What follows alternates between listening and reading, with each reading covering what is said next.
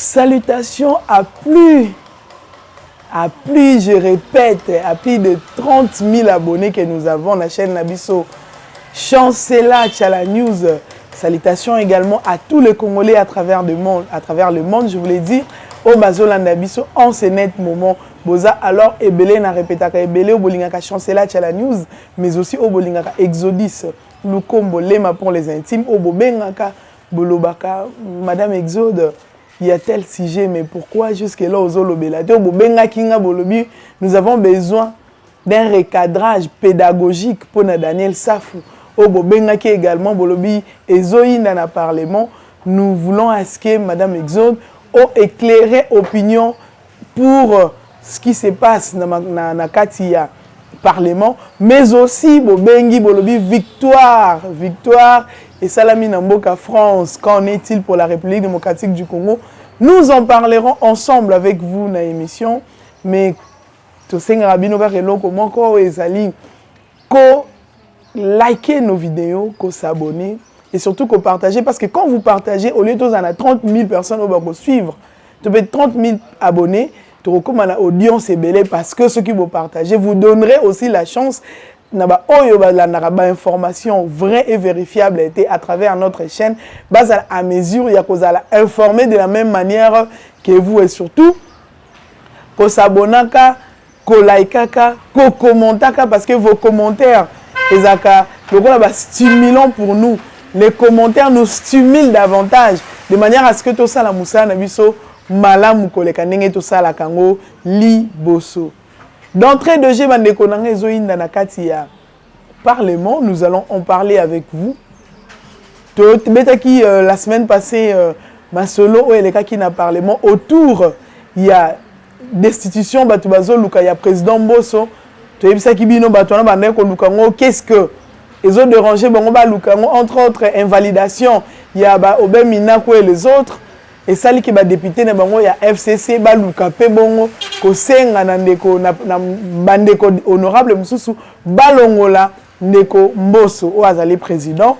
Mais aussi, par raison Moussou, Ezali Ndakisa la loi électorale, Oezo Kanga Robinet, Oezo Kanga Robinet Amabe, c'est-à-dire tout le monde qui n'est nini. Papa Molière se retrouva député, député, moi si député, Batunion, sa famille va député, Nengenin Bandingoika Sanja se retrouva député, moi si sénatrice, on a vu cela avec les pouvoirs passés, mais la nouvelle loi électorale, cette proposition, voudrait que membres et la famille à premier degré, base à la représenter comme suppléant. Mais aujourd'hui, parce que ces shows continuent, aujourd'hui, parce que ces problèmes semblent s'éterniser dans le Parlement, nous voyons comment est-ce que cette proposition de loi est au salamité, ma pas si honorable député Belé, nous allons en parler. Na katsa tokobe tapeli solo ya bosoni ya kindoki ya koloka oh Daniel Safou a Loki Daniel Safou à Loki na Parlement. Nous allons en parler ensemble avec vous et puis tokoshite bongo na makamtolobi ya chef de l'État. Bande konanga ça fait très mal. Pourquoi ça fait mal? La loi électorale ils ont proposé cette proposition de loi électorale ils ont senga na mutu nyonso oyo azomimona électif mutu nyonso azomimona oyo nyonso azomimona que akoki koza la mesure ya ko postuler candidature na ya répondre na ba critérium a présenter te ba membre ya famille na ya premier degré comme suppléant. Mais Moïka Sanji se sent dérangé par rapport à cette proposition. Lui qui s'est dit de l'union sacrée. Aujourd'hui, l'union sacrée, c'est le peuple. L'union sacrée, c'est l'union.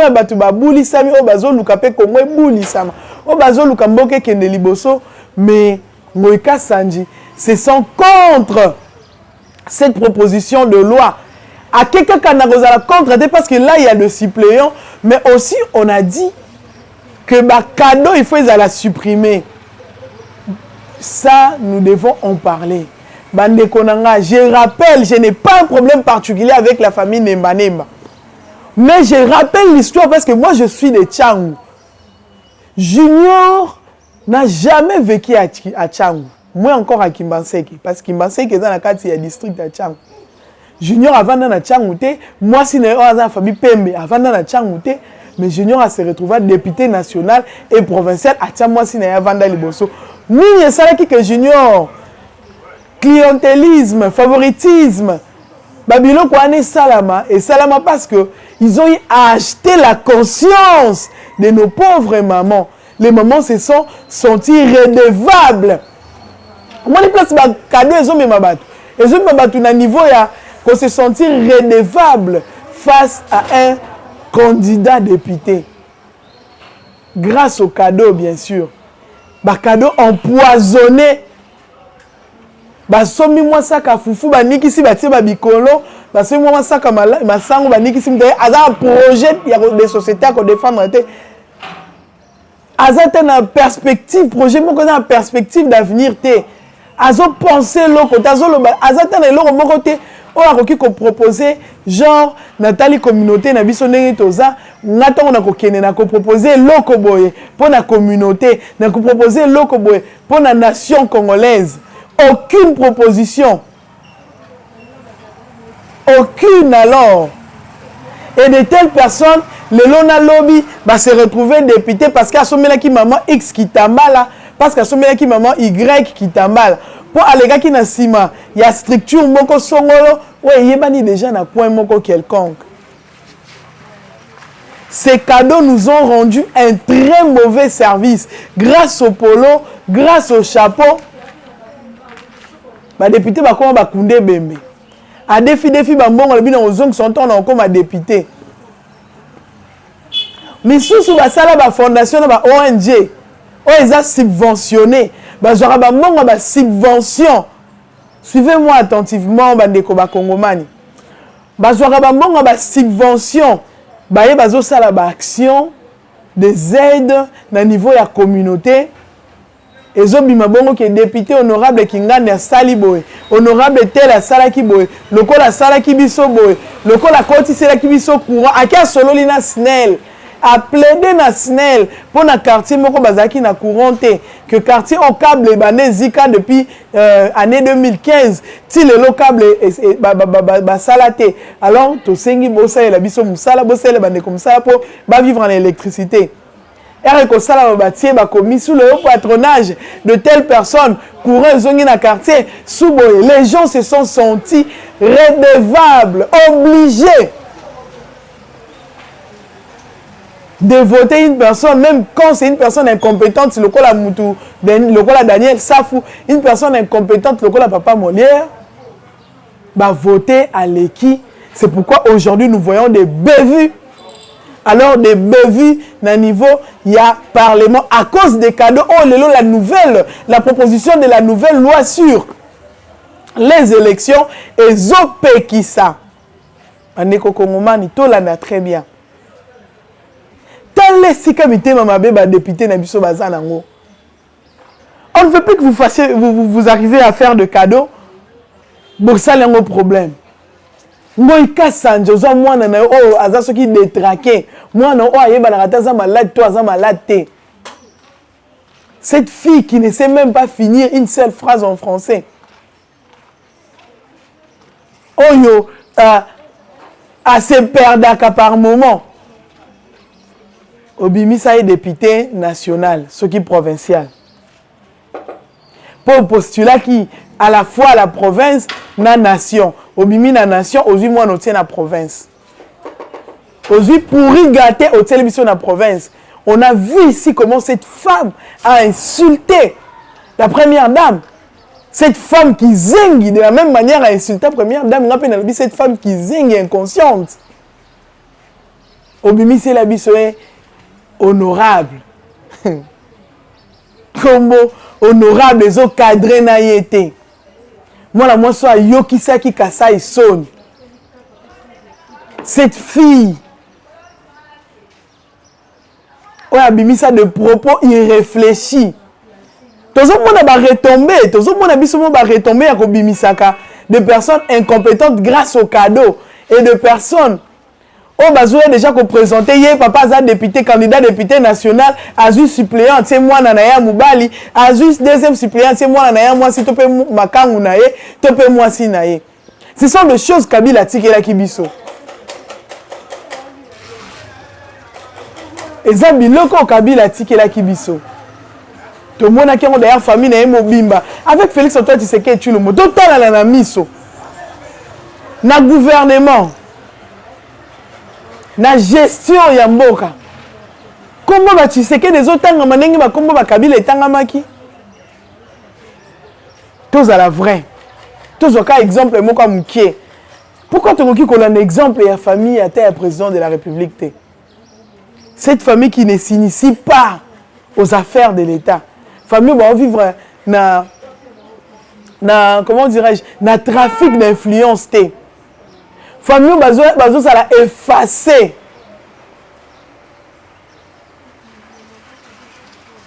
Bande konanga ça fait alors mal de voir que les députés bazo tellement cette proposition de loi et les catés à la voter tel que la loi. Biso pe ba congolais te le pas biso te pesa ki bino mandat bokole ki sango sinon to komona bino surtout Daniel Safou qui c'est parmi c'est même Daniel Safou qui a loué l'institution président de la République. Daniel Safou m'a commis ça qui cour constitutionnel. Ah attends ba valida qui mandat na ye. Abonsani et Toko Abanekola, il a le besoin cour constitutionnel. Daniel Safou, comment il faisait en la cour constitutionnelle? Vous avez la mémoire à Moukoussé. Comment il colla la zo brossé, comment il colla la n'engma tu na colla dans l'église, n'engma comment il colla la cour constitutionnelle. On est la boutou moi pour pouvoir te valider toi. Les lots aux matalikolo pour dire des insanités. Bonjour, là pour dire que les gens de l'ensemble ne sont pas ensemble avec l'union sacrée, moins encore avec les chefs de l'État. Je le dis ici, nazo ko assumer ba propos nanga parce que nous voyons, on a vu Madame Dominique Mounongo, ba propos Atenaki, tozo mona Jacqueline dans la partir à prison, ba propos à zo tenir. Et bah, à propos Daniel Safazo continue à contenir aucune sanction de la part de leur parti. Un langage, oh, ceux qui te vendent l'union sacrée, te ont la nélaté, ils ont un danger permanent pour l'union sacrée. Les partis qui se disent être ensemble avec les chefs de l'État, ces partis malheureusement, na munoko baolo wa makamususu na mutema baokanisa makamususu. Ba komi na niveau ya ko utiliser ka bato yo lokwa ba Daniel Safou. Parce qu'on pouvait comprendre ce que Zamba Liboso to ba propos ils ont engagé parti té à cause de la réprimander la partie, sanctionner la partie. Mais au-delà de ça, à comme la deuxième, troisième, quatrième, cinquième, énième sortie médiatique ou azolo balolenga zolo ba pour un chef de l'État. Ensemble Moïse Katumbi. Baza ensemble était dans la union sacrée, moins encore avec les chefs de l'État. Bassine et la biso koleka malobo to zoloba. Parce que tant que zoloba, les gens nous taxent de fascistes, les gens nous taxent de tshisekedistes. Nous faisons des analyses qui sont objectives. Tout ça, l'analyse, au regard, il y a makambo tozomona. Ce ne sont pas des choses que nous ramassons. Nous ne venons pas insulter des gens. Nous venons, tant que nous recadrer, nous recadrons de manière sage et intelligente. Tant que nous le disons. Et pour cette loi, nous disons, nous le peuple congolais, parce que c'est nous qui vous donnons mandat. Nous disons que votre travail consiste à travailler, à proposer et à voter de lois où ils ont kené. Kokutana n'a besoin d'un peuple. Alors besoin d'un peuple, les soutiennent tout le monde à postuler, suppléant à un membre à famille. Besoin d'un peuple, les soutiennent tout le monde à postuler, suppléant deuxième suppléant à un makangu moi nato ndekonaye moko. peuple azal sous na posé loko wala te peuple asengi bino cadeau te peuple asengi cadeau te peuple azal na posa ya cadeau te peuple azal na posa bosala musala pour l'avancement et social à peuple. Les t-shirts, on en a nombreux. Des blouses, des jupes, des robes, des pannes, nous en avons déjà. Nous n'avons plus besoin. Il y a des cadeaux. Que cette loi passe. Pour que tout tika cause à la redevable. Pour que tout tika cause se sentir obligé de voter X ou Y personne. Parce que ayaki kokunde la biso ebembe. Parce que ayaki kopesa biso sacha sucre. Parce que à ce moment-là qui maman la biso liputa, il y a un zouloukable. Nous voulons que cette loi passe. De manière à ce que les députés viennent se défendre de manière intelligente. Toyoka nini o député azanango comme proposition pour cahier de charge naye ezanini.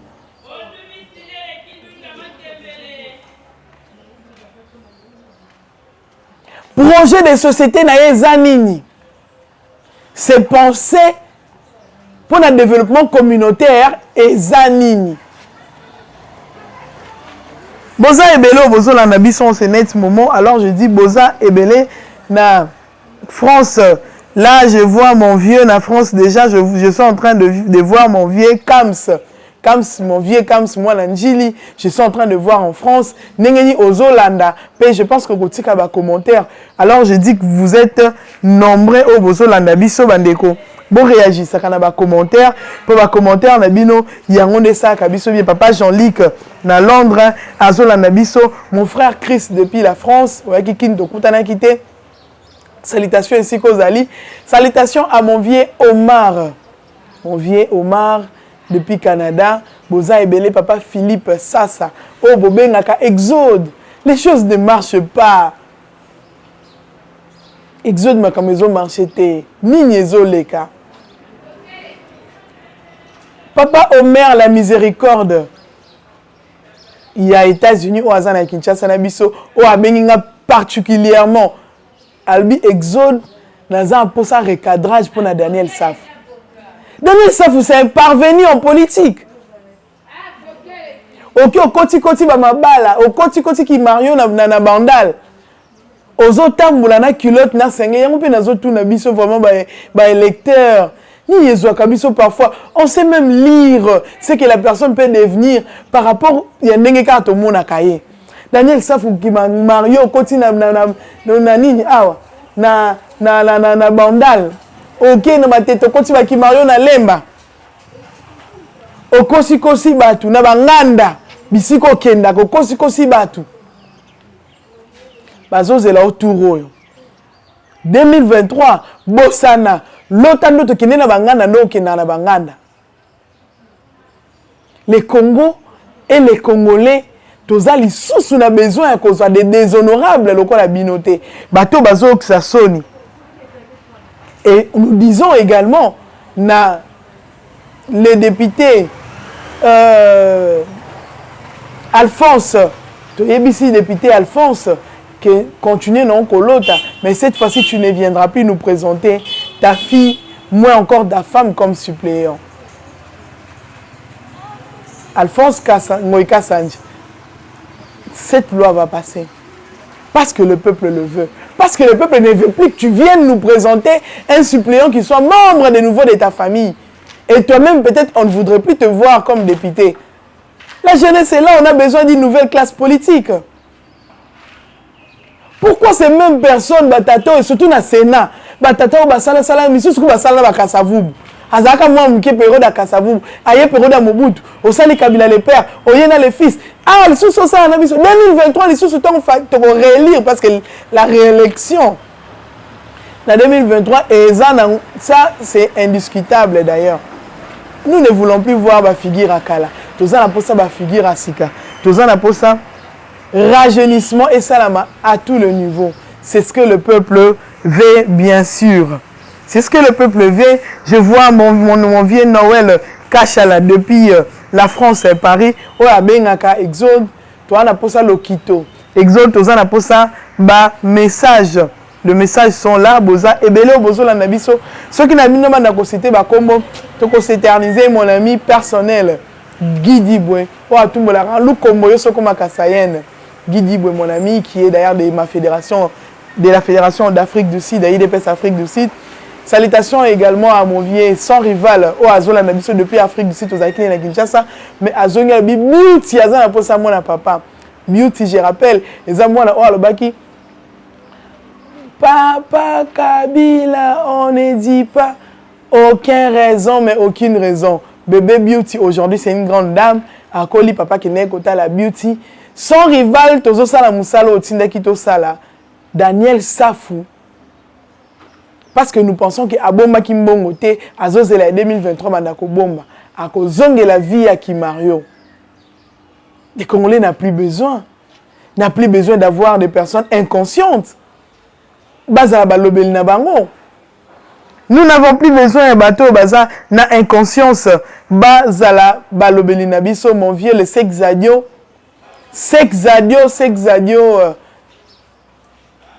Nous sommes là en train de faire le travail au botin d'Arabisoto Sala.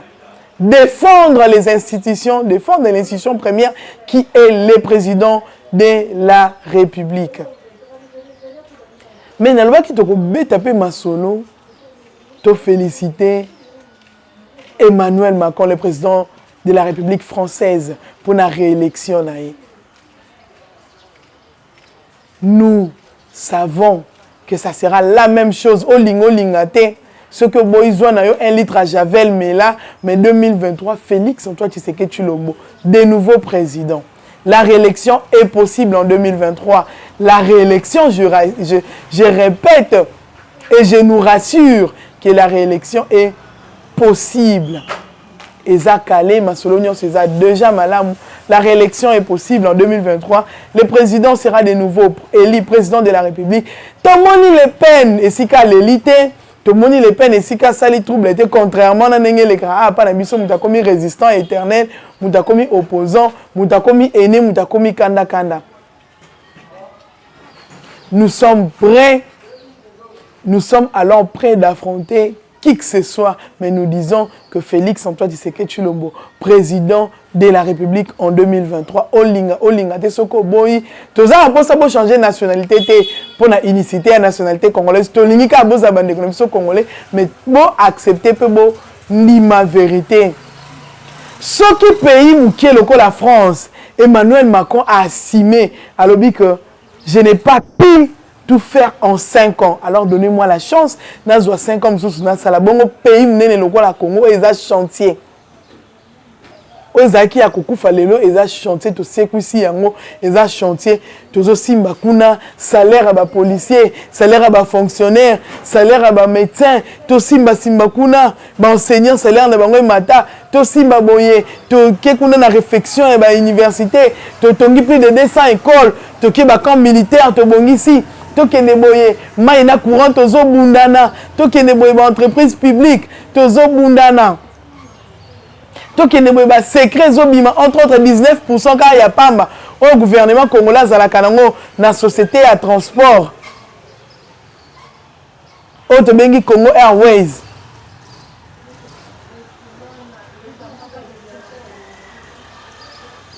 Nous disons que Botiki la biso 2023 Bolinga T 2023 te koleka parce que notre souci c'est de changer les choses. Notre souci c'est que le Congo change. Mais le Congo peut changer ndenge nini? Soki mutu o azolinga ko changer Congo. To pesi lisusu mandat mususu te. Mais to yebete Congolais à comprendre, ndenge Français à comprendre que Emmanuel Macron c'est une chance pour la France. Ndenge biso pe Congolais te comprendre que Félix Antoine Tshisekedi Tshilombo ce n'est seulement pas une chance pour le peuple congolais, mais c'est une bénédiction pour les Congos et le peuple congolais. Donnons-lui cette chance pour qu'en 2023, Aya Asilisa Moussala Oyo abandi déjà. Na JE awa.